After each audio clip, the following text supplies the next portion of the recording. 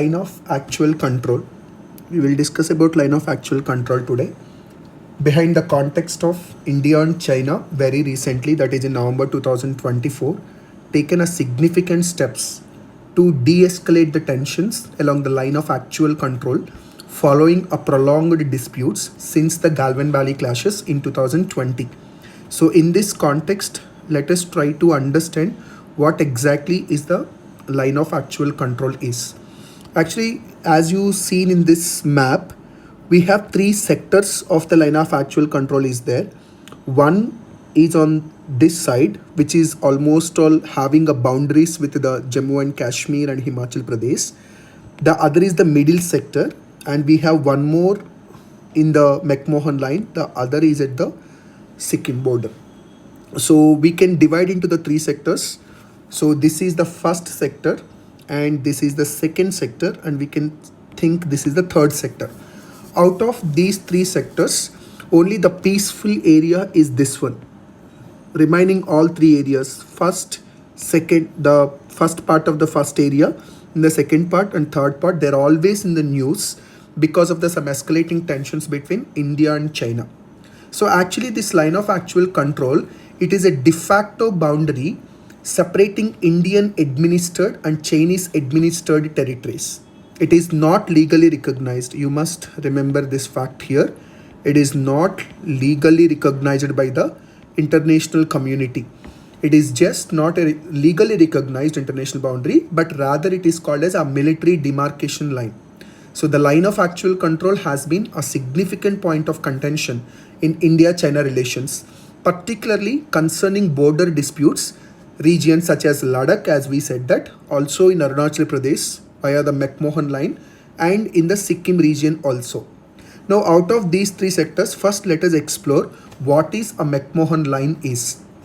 Because before we are going for the McMahon line, we will see that how the McMahon line was drawn between India and China. Actually, in 1914, we have an agreement called Simla Agreement is there. The agreement is called a Simla Agreement. The Simla Agreement is a tripartite negotiation between British India, by the time India was ruled by the British people, China and the Tibetan people. So it is a negotiation between British India, Tibet and China, which means that in the negotiation process, these three people were contributed, right? So these three are the party members. The main aim of this Simla Agreement was to define the status of the Tibet and also to establish a border between the Tibet and the British India, including the McMahon line. So the McMahon line remains the cornerstone of the boundary dispute between the India and China over Arunachal Pradesh. If you can see here the McMahon line, which is indicated in the red line, so it is in the part of the Arunachal Pradesh only, right? Here you can see, this is Arunachal Pradesh here, and this is the McMahon line. We have seen some contentious points over also in this one. And if we can see the context and purpose of this McMahon line or Simla Agreement, we can have multiple factors to discuss. The first and foremost is the Tibetan sovereignty. So at the time of the agreement, which is in 1914, the Tibet is asking to assert an autonomy from China after the fall of the Qing dynasty in 1911. So in 1911, before 1911, the China was ruled by the Qing dynasty. In 1911, the Qing dynasty was felled. So after the fall of this Qing dynasty, the Tibet is expecting an autonomous status from the original China. The Simla Conference sought to formalize the Tibet status while resolving the border issues with the British India. Because by that time China is aligned with Russia, so British want to secure its borders to have some agreement with the neighboring state, that is China. So what is the British India's concern here? First one we are talking about the Tibetan sovereignty. Second one is the British India's concern by that time. The main concerns of the British India is very clear. They want to secure its northern borders and reduce the risk of the Chinese or Russian influence in the Tibet. So here the parties, as we said that it is a tripartite negotiation. The British India was represented by Sir Henry McMahon. The Tibet was represented by its officials, the China was represented, but initially they participated in the discussions, but over a period of time they rejected this kind of the final agreement provisions, like a McMahon line also it was rejected by them. If you can see the main provisions of this Shimla agreement, the first and foremost thing what we can see is the Tibet is divided into two parts. One is the outer Tibet, the second one is the inner Tibet, right? So in the outer Tibet actually, the Chinese community have a greater autonomy. So the Tibet is retaining the status of the autonomy, but they are largely under the Chinese influence. And when you comes to the inner Tibet, which is means the area which is very close to India, they recognized as part of the China. The British India recognized this inner Tibet as a part of China with closer administrative control. This is the first and main provision. The second provision is they drawn McMahon line. This is the line actually a boundary demarcating between the British and Tibet, British India and the Tibet in the eastern sector, that is modern Arunachal Pradesh. It actually named after the Sir Henry McMahon. It used prominent geographical features to define the border. But here the issue is the Chinese rejected the idea of the McMahon line because the China not ratified the agreement even though they initially participated in the discussion. The main objection to the China was Tibet's representation as an independent party, because China is expecting that Tibet is a part of the China. Whatever the decision on Tibet, it has to be done by the China only. But in the British Indian, in the Simla conference, there are the three parties rather than two parties. The China is expecting only two parties. One is the British India, second one is the China. But what happened in the Simla agreement was the British India invited both China and also Tibet people. So China doesn't like inviting of the Tibet into the negotiations and they refused to ratify the agreement. They finally not accepted to the McMahon line. From that time to till now, they are on the same stand. This McMahon line does not have any kind of the significance impact. Arunachal Pradesh is always part of the China. That is what their claim was. But India is always feeling that McMahon line is a proper agreement between the Tibet and India. So as per the agreement, Arunachal Pradesh is part of India. So India considered McMahon line as the legal boundary with the Tibet and the post-independence with China in the eastern sector. It also assigns sovereignty over Arunachal Pradesh based on the Simla agreement. But China, it rejects the McMahon line and also Simla agreement. They always argue that Tibet was not a sovereign entity capable of signing treaties at an independent level. So the legacy of the dispute is continuing, and it is also one of the basis of the Sino-Indian border conflict in Arunachal Pradesh, with China referring the region as the South Tibet. So this is the important points about the Simla agreement, and also the Simla agreement leads to the development of the McMahon line. So if you can see the historical context, the line of actual control actually traces its roots to differing interpretations of the McMahon line in the eastern sector. The China does not recognize the McMahon line, considering Arunachal Pradesh as the South Tibet. And the second thing is post 1962 Sino-Indian War. We know that in 1962 there is a war between India and China. The line of actual control was informally recognized following the war, which left parts of the Ladakh under the Chinese control. We know that after the 1962 China-India war, we lost the Aksai Chin part of the Ladakh to the Chinese control. So they occupied that territory. So we have to remember even that factor also. And one more thing here we have to discuss is what exactly this McMahon line was. If you can see, this is a boundary between the existing China and Arunachal Pradesh, and it is approximately consisting of 550-mile boundary. And it is a demarcation between the existing Tibet, which is a part of the China, and Arunachal Pradesh, which is a part of India in the eastern sector of India-China border. And if you can see the context of the McMahon line, China always rejecting it, and India draws its position, and India still believes that McMahon line is the legitimate border with the Tibet, and where China is not accepting. Because of these differences only, there is a continuous disengagement between these two countries, and it leads to the lot of conflict and tensions over the region. And this is one thing. So again, if you can see this figure, so we have three sectors here. The one is in the eastern sector, the one is in the middle sector, the one is in the western sector. We have always problem in the western sector and the eastern sector. Of course, even though we have a problem in the middle sector also, largely compared to these two regions, it was comparatively which having less conflict is there. Of course, there is a conflict, but the level of the conflict is much lesser.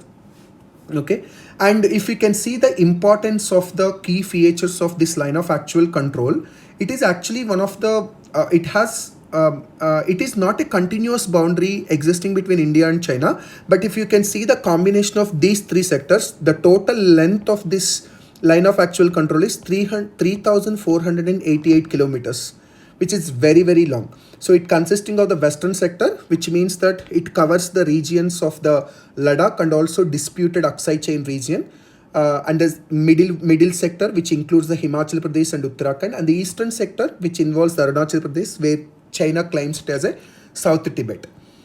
And now if we can see the recent clashes also, a violent skirmish in Ladakh also marked the first fatalities along the LAC, because we have seen the Galwan Valley clashes in 2020. Galwan Valley clashes between India and China, which happened in 2020.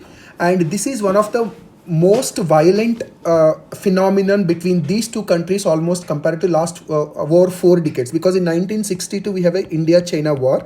After India-China war, this is the largest conflict between these two nations.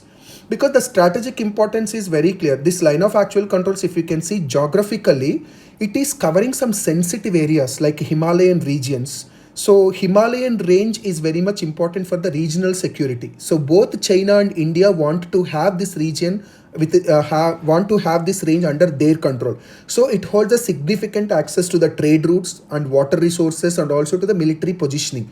So that's why both regions are very much careful about this boundary. That's why there is a conflict.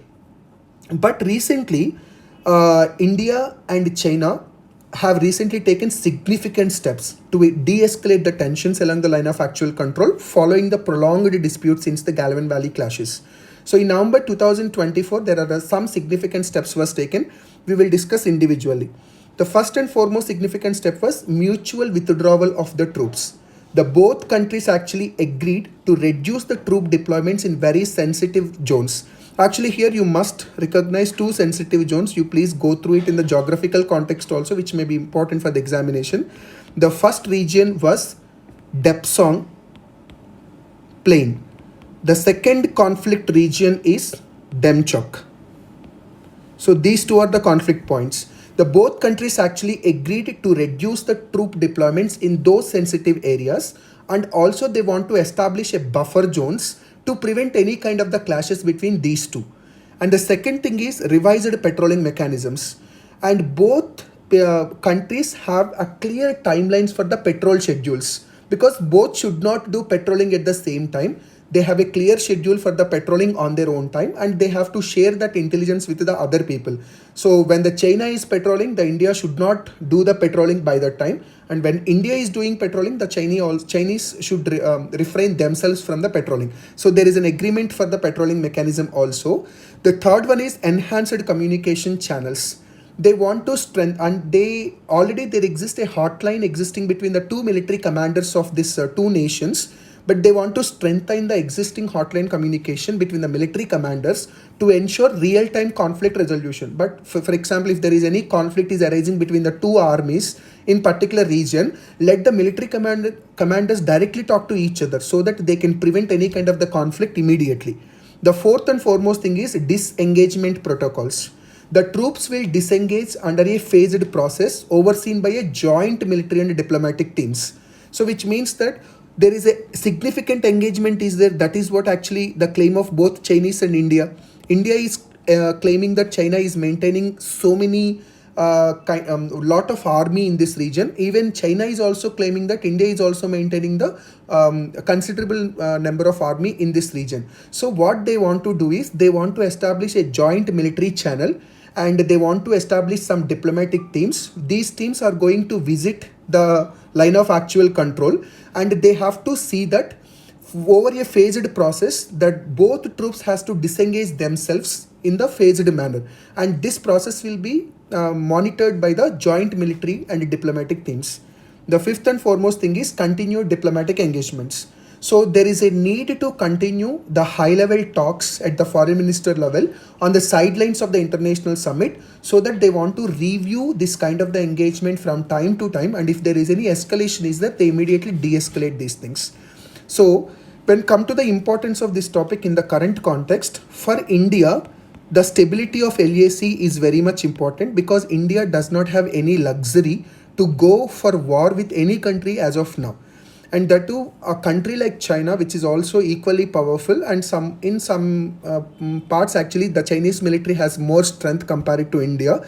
So we always better to maintain a good relationship with China, so that the line of actual controls to be peaceful.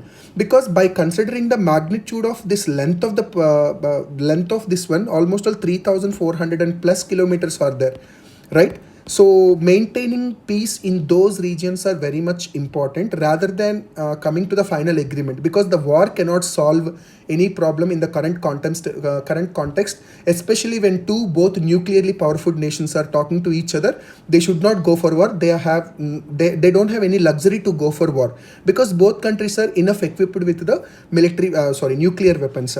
So maintaining a peace and security in this region is very much important, and it is a good sign that the both India and China come forward to de-escalate these things in this region.